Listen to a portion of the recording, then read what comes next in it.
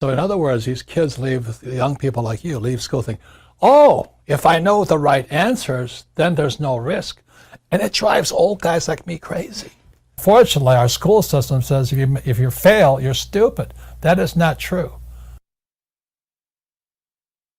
So it's one of the most important messages I have for entrepreneurs is that failure should inspire you to get smarter.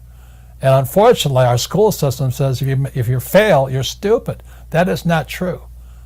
You know, we learn from our mistakes. Mistakes are opportunities to get smarter, be humble, and take a look at something. So anyway, the cash flow board game, just like Slack, was a failure. So I had to write Rich Dad, Poor Dad, which is a true story about my rich dad and my poor dad. And suddenly I went on the Oprah show and suddenly I became famous. So anyway, that's an entrepreneur's story.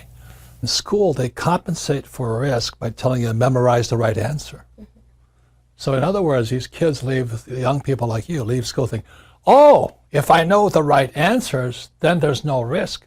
And it drives old guys like me crazy. Because everybody's talking about millennials. What's wrong with them? Mm-hmm.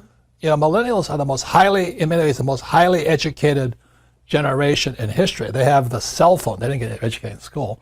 They got educated on social media, on the cell phones. They know all the answers, but they're afraid of doing anything. Yeah. You know, the biggest complaint about my generation is millennials know all the answers, but they can't do anything. Mm-hmm. And the reason they can't do anything is because you might hurt somebody's feelings, you might make a mistake, you know, and that just keeps you guys just trapped in this little box here. Yeah. So that's one of the reasons I think millennial money is such an important point here, because if you're going to come into my world, old guy's world, or the information age, you've really got to understand what is risky and what is not risky. And in my world, if you play it safe, that makes you stupid. Because if you don't take risks, you don't get smarter. Yeah. You know, so you may know the answer, but you can't do anything. Yeah.